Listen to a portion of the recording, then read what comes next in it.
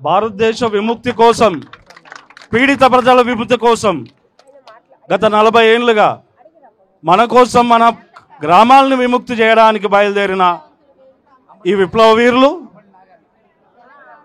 గత సంవత్సరం నుంచి కూడా 6 నెలల నుంచి కూడా శాంతి చర్చలు జరగాలని, ఆదివాసులను కాపాడాలని చెప్పి వాళ్ళు కాల్పుల వివరణ చేసినారు.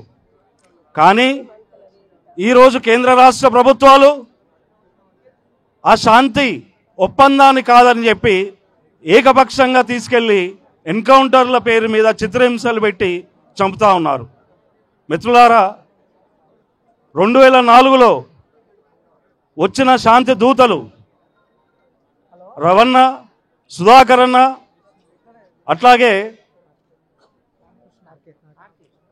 రామకృష్ణ గారు, ముగ్గురు కూడా ఈరోజు మన కోసం, మన గ్రామాల కోసం, మన భవిష్యత్తు కోసం అమరులైపోయారు.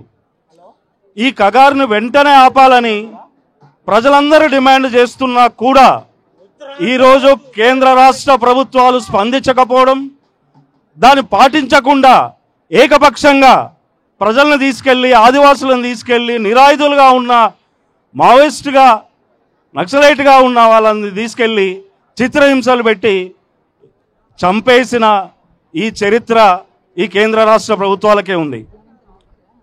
కావున మిత్రులారా, మనము ఈ చర్యల్ని ఖచ్చితంగా గ్రామ స్థాయి నుంచి ప్రతిఘటించాల్సిందే.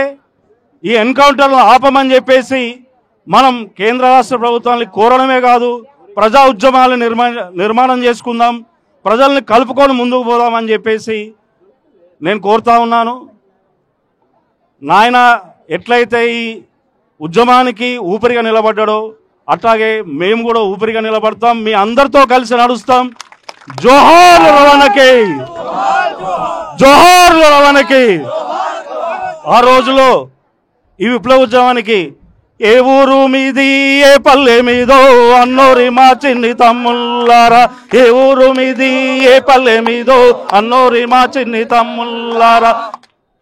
ఈ పాట నేపథ్యంతో పెరిగినోళ్ళం, విప్లవోద్యమంలో పెరిగినోళ్ళం, ఆ విప్లవకారులు అందరూ కూడా చూసినోళ్ళం, బతికినోళ్ళం. కాబట్టి మీ అందరితో కలిసి పనిచేస్తాం. కగారుని వెంటనే ఆపేయాలి, ఆపేయాలి, ఆపేయాలి. ఎన్కౌంటర్లు ఆపేయాలి. జోహార్ అమరవీరులకు, జోహార్ అమరవీరులకు.